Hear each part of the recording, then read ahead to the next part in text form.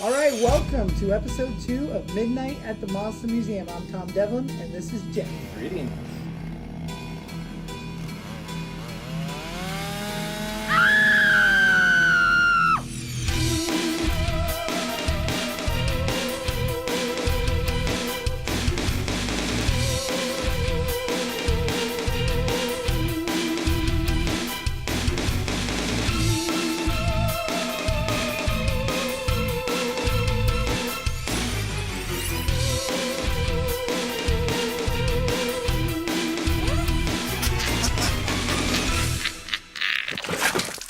So, hey Jeff, what happened? What crazy characters just meandered into the Monster Museum this week? Well, it was the craziest thing.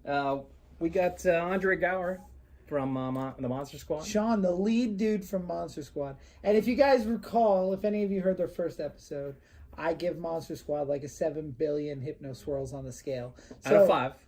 Out of 5. And I'm a big, huge fan of Monster Squad, as is Jeff. And I totally embarrassed myself. I totally put my foot in my mouth. If I had any kind of inhibitions, I would have innovated. But so what had happened was I'm sitting at the counter and at the glass counter, and Jeff's behind the counter where he belongs. Totally saw coming in. My head was down in my phone. I was not paying attention to anything going on, and I just hear this guy go, "Hey, is Lola here?" Now, those of you who don't know, Lola is my wonderful wife. And she was getting calls all the time. Oh, should we be saying this about? I don't know. There's a specific travel rating site that has been calling my wife over and over and over again, trying to get us to do some paid advertising on said paid service. The free part of it, we're killing it on. We have like a huge rating. So I don't know. We just have been like, hey, we're not interested. We're not interested. Well, how many times we told them? I know, and they call every day. And the particular sales agent who's been on us, his name is Ryan, and he's been. His name is not Ryan. I mean, not saying his name. I mean, his name is. But so he's been calling. So this guy comes through the door. And I'm not looking up. I'm just sitting there doing my thing. And totally saw. Out of nowhere, he says, "Is Lola here?" And I say, "Nope." You're totally dismissive, man. Nope. And then he goes, "Oh man, that's a shame. I've been trying to contact her by phone and email." And I was like, correspondence, yeah. Yeah. Doing correspondence. I just, without even looking up, I go, "What's your name, dude?" Because I expected him to say Ryan, and I was gonna say she doesn't want any. Go home. But he goes, Andre. I'm waiting for you to look up, man. I'm just waiting for so you you realized the moment he walked through the door, you knew it. Absolutely. So and Jeff's got a clear view, and so he says, Andre Gower. And so out of the entire town of Boulder City, and probably most of Vegas, there's only 2 dudes that would recognize this guy on sight. And they're sitting in the same room. And me and Jeff are both there. We're huge Monster Squad fans. I look up quicker than I mean, my reflex was insane. And I'm just like, "Oh my God, dude, you're here. You're at the Monster Museum. That's so cool." And the bit of backstory, he was really, I apologize. I didn't realize who you were. I was ready to jump on you for being this guy that won't stop calling. But I was clearly, taking foot out of mouth. And he was awesome. He came by. He took a tour of the museum, and he loved it. We have a little opening bit inside the museum that a Monster Squad clip plays at, and I heard him say, "Yeah." And, it's like, oh, we got him. But he was awesome. When he came out of the museum, I had him sign a poster, and right away he was like, "Oh, that's the Australian one sheet, and only one that Phoebe's on." And that's 100% true. He knows his Monster Squad. So Andre Gower was a stand-up individual, but why was he? My wife and him had been going back and forth by email. We're trying to have him come out to do a signing because Jeff had been introduced via FaceTime. That was the craziest thing, because the guy came in and he's like, oh, I'm, like 2 months prior. Yeah, and I work for this radio thing, and he did the thing where, oh yeah, I have this friend, and I've heard that before. I'm nobody, but I've heard that before. You're like, oh, I know, I'm friends with so and so. I'm like, oh yeah, of course you are.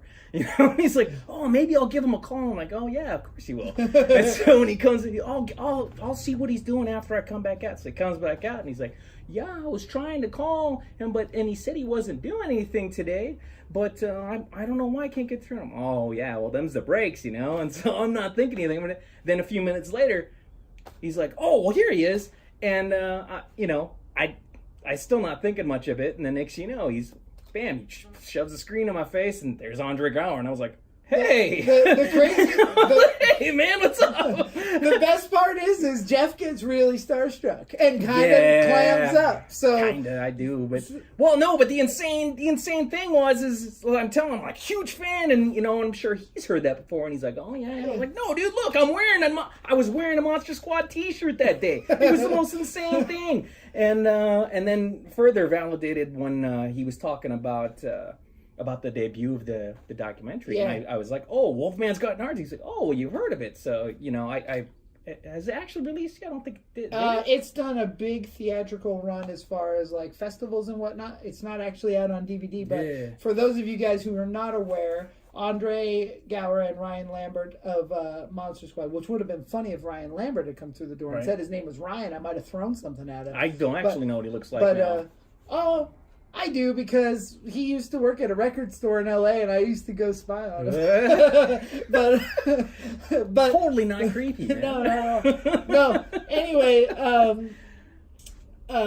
Ryan Lambert and Andre Gower made a documentary called Wolfman's Got Nards, and it's all about the effect that Monster Squad has had on such folks like myself and Jeff and people who have made a whole career or life changes, or really just what effect that because that movie tanked. It did when it came out. It was only out for like 2 weeks or something like that. It found its fanfare on VHS, and I did see it in the theater though. Oh, that's awesome! Yeah. I did not see it. I was vacationing in Hawaii, and I went and saw that like 3 times when I was there. I did not see it in Hawaii, the theater. and I choose to go to the movies, see Monster Squad. Well, you're a nerd.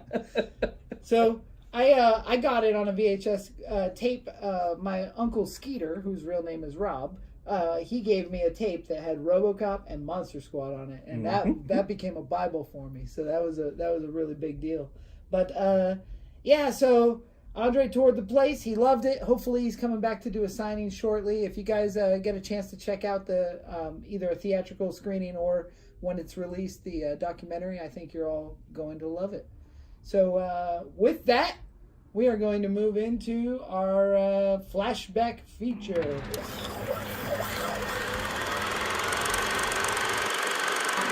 The carnival's back in town with all your old favorites.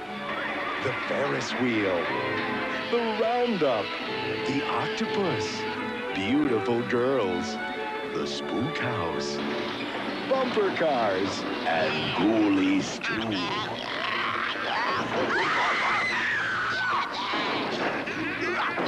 Just when you thought it was safe to go back into the bathroom, Ghoulies too.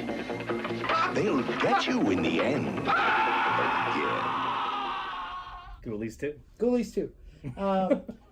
Ghoulies 2 is my favorite of the Ghoulies franchise, although I have a soft spot for Ghoulies 3 as well. Ghoulies 2, to me, is the perfect rubber puppet horror movie. It takes place in a dark ride, or a dark... it's not really a ride. It's a walk through haunted house. Do you know what ghoulie means, though? Do I know what ghoulie means? Yeah, I know it seems just like, oh, it's a ghoulie. But it actually means small monster in Persian. Oh, that's awesome. Yeah. You know what's weird about that? You know what Mogwai means? Actually, I don't. That's small monster in Cantonese. Oh.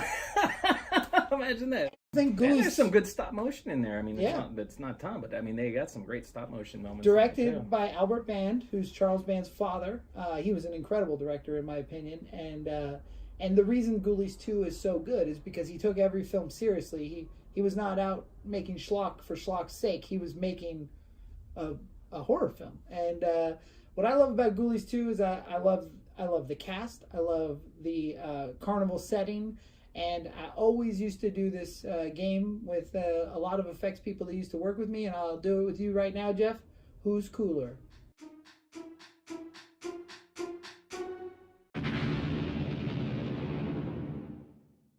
Giant Ghoulie or Critter Ball? Well, that's so funny. It's because watching the movie, I totally geeked out because I had forgotten about it, and I totally geeked out over that. I mean, so almost 50s-ish, and it's it's amazing. You know, yeah, it's fantastic. Maybe the greatest rubber monster ever made. But I mean, it's I plead the fifth. Oh, that's fun. But I totally geeked out over that suit. No, Giant Ghoulie's awesome. The first time I ever met John Carl Buechler, the effects guy who created those. He did all the Ghoulies for. Yeah, and he directed Part 3. Yeah. So the first time I met him, I asked him whatever happened to the giant critter suit, giant Ghoulie. Whoa, bad. Giant Ghoulie suit, and from Ghoulies 2, and he goes, "We blew it up." Yeah, I was like, "That." Oh, okay. So there's no giant Ghoulie like in a shop somewhere? He's like, "No, we blew it up." Listen, I blew up the general monster from Poultry Guys, and I glued him back together and put him on a mannequin. Like, there's no giant Ghoulie. And he was the go-to guy for like most Empire's effects. He was the greatest effects artist that ever lived, and he was my largest inspiration.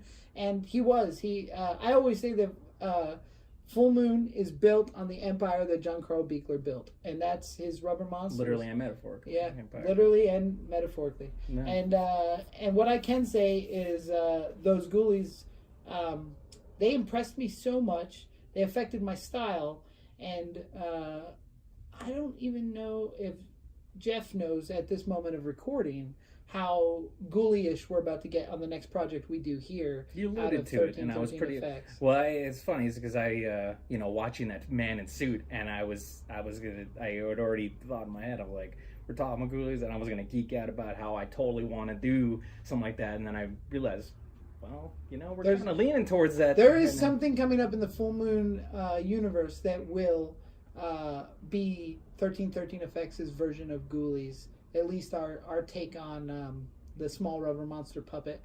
And it's going to be a blast, man. It's going to be just a romp. So, but we'll get into that when I can talk about it. As of right now, we're talking about Ghoulies 2. There's a great cameo in there from Billy Butler. Billy Butler is the one actor who has been killed by Freddy, Jason, and Leatherface. And he shows up in Ghoulies 2. He was also an on and off effects guy with Empire and with Buechler most of his career, so that's kind of cool. The main guy in that movie, I'm gonna segue here real quick. The main guy in that movie is playing Damon Martin. Do you know what else he's been in? Damon Martin, no idea. He played, the only thing I know he's in, he played Chip, the BMX kid in Pee-wee's Big Adventure. Okay, yeah. He correctly identified that Exhibit D was a pen. Yeah, okay. And I was like, and it was so funny because I didn't have to look that up. I was like, I recognize him. Yeah. And it's so funny, but yeah. What about Uncle Ned? Uncle Ned has played some prominent characters. Killer Clowns from Outer Space. Space Invaders. He's always kind of the quirky old shit. Well, that was the thing. Is I knew all those. He could almost be the same character. Royal. His first name's Royal. I forget his last name. It's Dano. Oh, Dano. Yeah. Okay. Yeah. Old Royal and his old hound dog is in like every movie that something wacky. But Gramps in House 2, I actually didn't know that. And I was like, oh, I mean, you could hear it. Yeah, you can hear it when he's playing, and because the effects in that are so phenomenal too. Yeah, they're awesome. House 2 is incredible. Love that movie. Yeah. But Ding dong, you're dead. Well, you got Phil Fondacaro. Hey, crazy. Wait, I'm gonna go right back to House 2. Because House 2, directed by Ethan Wiley, who wrote the original version of Monster Squad. Oh, really? Yeah, I think. I'm almost positive of that. You could be making it up. But... No, I worked with Ethan. He wrote House 1 as well. I did know that. And Monster Squad too. He wrote Monster Squad along with Shane Black, which is that's what I did. They knew partnered about. on it. So, but I worked with Ethan years ago on a movie. But Phil Fondacaro, Phil has been in anything Full Moon and Empire that ever mattered. Absolutely, one of my favorite is Malcolm in Troll. I absolutely love the original Troll. John Carl Buechler. That goes back. Yeah, I was about to say it goes back to him and everything. I didn't know. Did you know that I mean, even though I think around the time that Ghoulies 2 came out, it was maybe the height of quality as far as Empire movies, but that was almost near the end of them, and that's how Band ended up losing the franchise rights because he sold them to try to save Empire. And it didn't last very long because they folded the next year. So it was is an interesting thing because a lot of people thought that Charles Band was working for his father Albert Band because Albert directed so many of the Empire films. But it was the other way around. Although Albert was a director in his own right, in Italy he directed, that's his career, he was a director. Charlie created Empire, and Charlie created Full Moon. They did some great movies. Yeah. I almost would say that there's some movies in that catalog I prefer over Full Moon. Well, the thing is the difference was one was theatrical and one was direct-to-video. Yeah, absolutely. So, and the budgets were followed. And then now the era that we're in, which is called the Full Moon Empire, if you ever look at your check, that's what it says. Yeah. That is, we are at an even, now we're almost internet-based only. So it's, I'm not going to say it's degrading. It just changes and more. Oh no, absolutely. But I mean, remember, I come from a small town or anything like that. I hit Troll, Dungeon Master, the Eliminators, all those things before I even really understood the connect the dots thing, and stuff. And I didn't even know that. Well, I mean, that's the thing. Like you could almost not grab something from a horror sci-fi area that wasn't media or Empire, which is all Charles Band, and so it really interesting. Backstory, which we will get into sometime. I want to talk about the movie a little bit. That opening, I can't. It's been a while since I saw there. Is there an actual connection to that priest at the very beginning to the original one? No, not until part 4. Okay. Part 4, Jim Wynorski, who did Return to Swamp Thing and Chopping Mall, takes over in part 4, and it's not the best Ghoulies movie, but they bring back the evil magic part. Well, that's so funny because watching the movie, and he's got the bag of Ghoulies. You don't know where he got the bag of Ghoulies. Yeah. They don't explain where he got the bag of Ghoulies, and he goes into this garage and he's gonna dump him in the vat. Toxic waste in the garage for no reason. And then this little teeny flying ghoulie comes and body checks him and hey, knocks him in. He successfully puts him in the barrel, but body checks him into that thing, completely liquidates him. I mean, I hate it when, a 10-pound flying ghoulie, body checks me, Don't ever underestimate the bat ghoulie. But it's even worse because he did successfully throw the bag in there, but, it's like a day spa or something, like a jacuzzi to them. They're all loving it. They love it. Well, that's the fish ghoulie. Fish ghoulie, cat ghoulie, rat ghoulie, bat ghoulie. Only really the fish ghoulies should have enjoyed it, but they're ghoulies, so why not, And okay, so I asked before, what's your favorite scene in the movie? Of Ghoulies 2? Yeah. Give me my tunes, man. Yeah, that's actually in the middle of my favorite. What I think is so funny is Sasha Jensen, who was in Halloween 4 and Buffy the Vampire Slayer.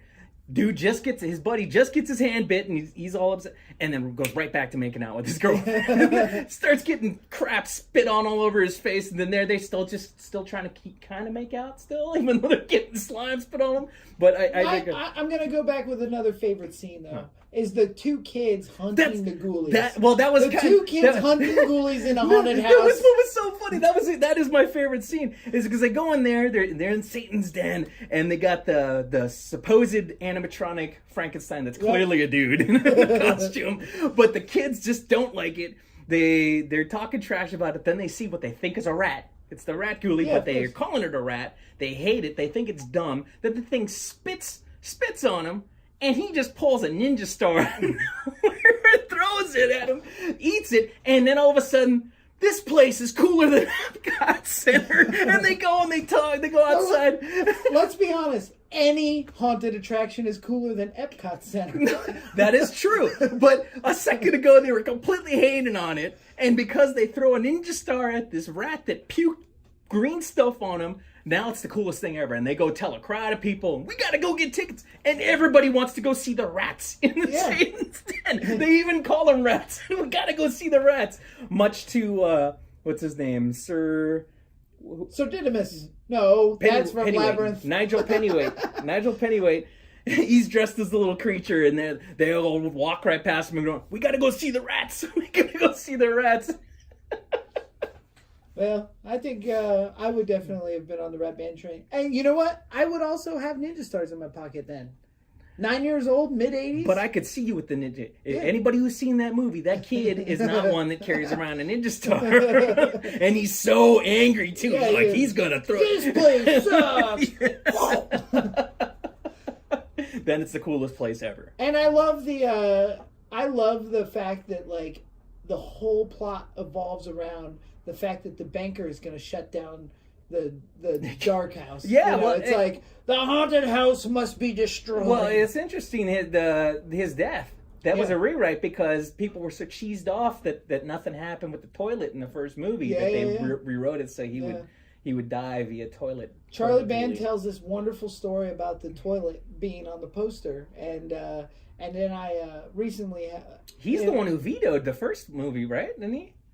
Weren't they going to have that? There was no toilet in the movie at all. No, they were gonna, and then he vetoed it. That's what I'm saying. No. Oh, okay. It wasn't even a thing. And what happened was that he found a marketing guy, and that marketing guy was like, "You need to give me a poster if we're going to get these prints out." And so he set up a poster shoot, and he just randomly told Billy Butler, who's in the movie but also does effects on the movie, he said, put the ghoulie in a toilet. We'll have him. Wait, he's green. We can't put him on a dark background. We'll have him coming out of the white toilet. And then Charlie said, comes close to that. But the crazy thing is, Charlie says he has to have clothes on because if you put him in the toilet, they'll think it's an aborted fetus. So Billy Butler, I talked to him not too long ago. This was just recently, and he tells me. So what he did was.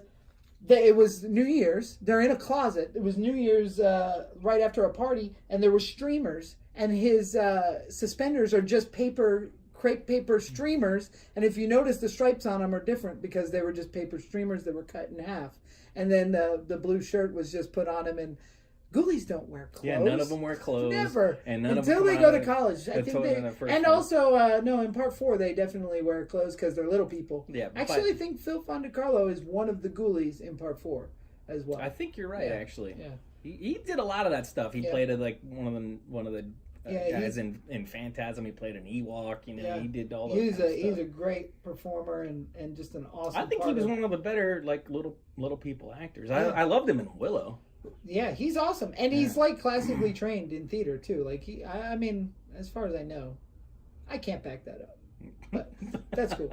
All right, Ghoulies 2 on the Hypno Swirls. What do you give it? I'm gonna go with 4.5. 4.5. 4.5. I've enjoyed. I think it's nostalgia, but that seeing that guy in the suit, it gave that 50s vibe. It really hit a soft spot for me.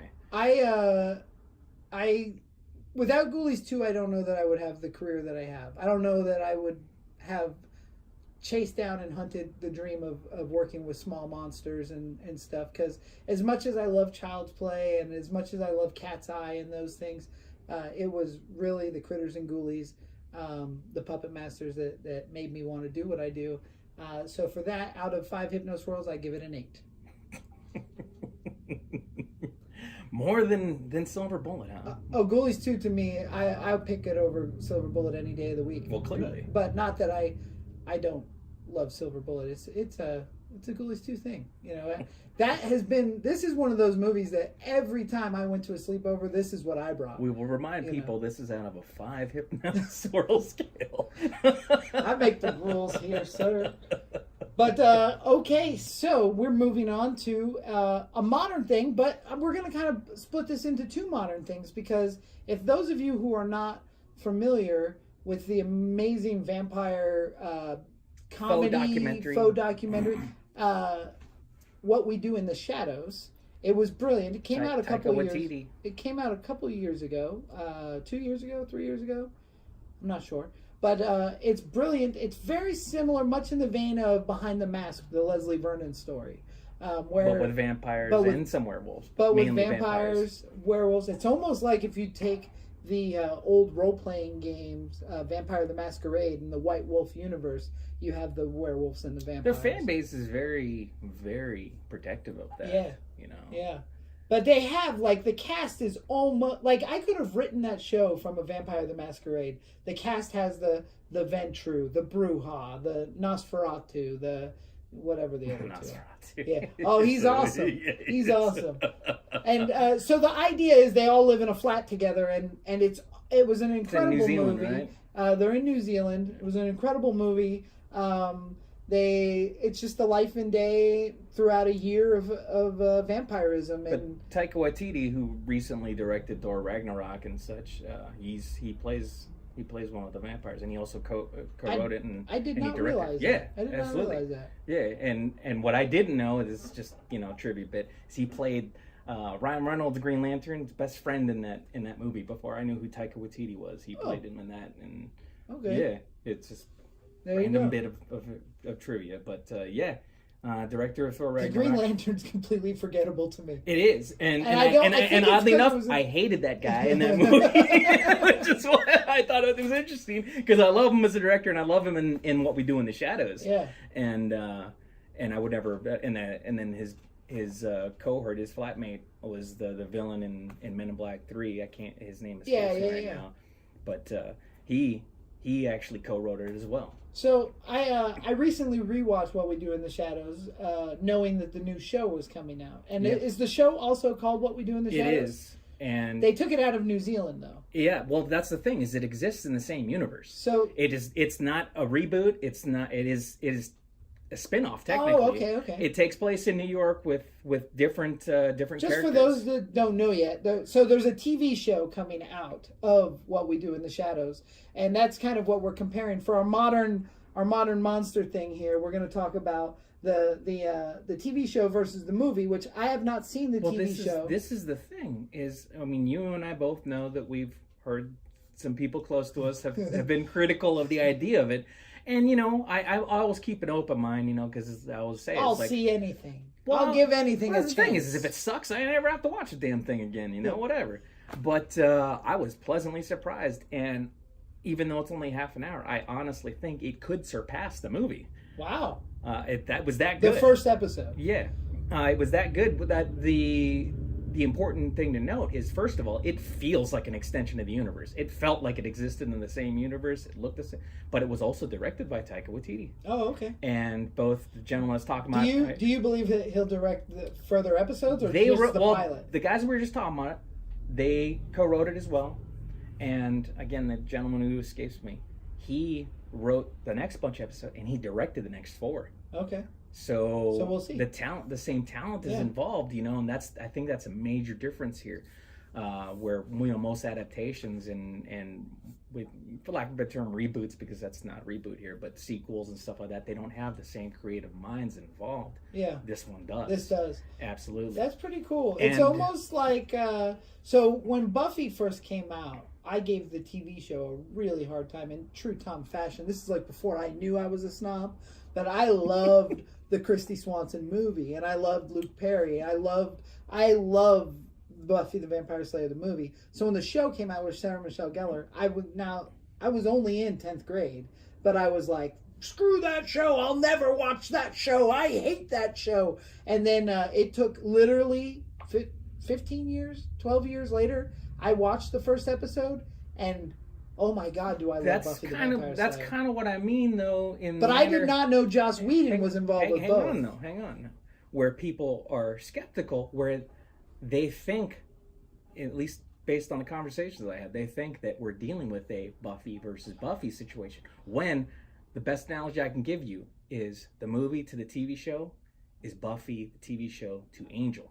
Right. It's just an extended universe. Yes, and it feels like it. It feels like even though none of the characters from the movie appear in the TV show, first of all, they've said that it might happen. Right. There's 2 different locations. It does definitely feel like. What I didn't understand with the Buffy thing was that Joss Whedon was involved with both, and elements of Pike show up in Spike, and there are a lot of stuff that he didn't get to do in the movie that he got to do in the TV show. Well, the things that are different in the movie, he didn't want to do. Right. And that's the difference here. Yeah. And that's where he had creative freedom in the TV show. Yeah. Getting away from I know. We do in the shadows. But what we do in the shadows is also vampires. I will say, though, one thing that I love about it, and I'm not going to spoil it because I know you want to watch it yourself. No, please spoil it for everybody listening. Well, there's a familiar. If anybody knows familiar, it's like a servant of the vampire. It opens with him, and one of the vampires has a familiar. And this guy wants to be a vampire so bad. And very much he's a focal point of the series. And oh my goodness, his name's Guillermo. I do not know. I believe that he's Guillermo was from the movie too. He was? Yeah, wasn't he? Wasn't he the familiar in the movie that they talk about Guillermo? Oh, they talk? Yeah. It's been a while since I watched the movie. He contacts his old familiar in the movie, and who shipped him the wrong way around the world, so it took him way too long. Maybe there is a link then. Yeah. Maybe there's a link then. I'm pretty positive. I'm getting old. I drank out of too many aluminum cans, I'm man. guessing. The Alzheimer's. But there's definitely, I believe, a Guillermo. I got the Swiss cheese brain going on somewhere. Yeah. You know what? Anybody that's listening to this, we're going to post this on YouTube too, and please put in the comments if Guillermo is in the film. But regardless, it's still he's a focal point of this show, and it's quite funny. He's my favorite character in the TV show. All the characters are phenomenal, honestly, and they tell a lot. They tell a very dense tale in the. Does it take place in London? No, it's New York. It's in New York. Yeah. Okay. And that's a big difference too, is because even though the characters, I don't want to say are similar because they're completely different characters. Just the change of setting and what happens. Does it feel more like real world, like with Puck and those guys, because it's in New York? No, it honestly just feels like it really feels like the movie, okay. And it was very funny. That's good. Very, very funny. How many stars do you give it? I give 5. Wow, yep. 5 stars. That's awesome. Yep. We got to watch this. Absolutely. I'll watch it. So the other thing is, if you could be a familiar, let's talk about this. Jeff, for those of you who don't know, he went into makeup effects later in life. I think I met him in his late 30s. I was just talking about Alzheimer's sinking in because I am an old man. Yeah, so he's older, and late 30s I met him. We've done some great things together, but he was kind of my familiar for a minute, right? Like you're like bustling and hustling to get your effects on, and I'm making you do whatever I don't want to do. And then the apparent arthritis happens. Yeah. So when it comes to would you, if you had the opportunity to consider vampirism, would you go be a familiar? Would you do whatever they want you to do and act like an idiot it's like pledging to be a vampire, right? Yeah, to answer your question of pledging, yes, it is. Would I be a familiar? No, because I'm not slave boy. So, are you saying I'm slave boy? Well, hey, let's talk about the Prosky story, shall we? Let's tell that Prosky story. That has nothing to do with anything. Now it's just going to become this mysterious thing. Okay, so all right, let's see who's killing Jeff today. And I'm going to spin this board. Who's trying to kill me? Now it begins. Deep in the Appalachian Mountains, they say that an act of evil shall never go unpunished. There they tell of a creature who shall come from nowhere, born from the blood of the innocent, to hunt the guilty, and they call it Pumpkinhead. How would you escape? Could you escape? Would you escape Pumpkinhead? Pumpkinhead. Yeah, you're right. I'd fucking die, man. I'd totally fucking die. Dude, he killed Lance Henriksen, man. Again, fucking, Nah. Demon of Vengeance, 1. Jeff, 0. All right, and for Midnight at the Monster Museum, I'm Tom Devlin. This is Jeff Chang. Please show up, listen, subscribe, like, hit all that stuff. And hey, for those of you in the Las Vegas, Boulder City area or surrounding Arizona, California, we have Dave Sheridan showing up at the Monster Museum on April 27th. We will probably do some podcasting with him while he's here.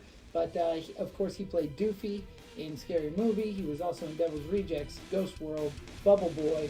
You name it, Dave's been in it. He's a chameleon of characters. Come out and meet him, get an autograph, take a picture. And with that being said... That's a confirmed diggy. Nighttime is the fright time, folks. And Monster Museum out.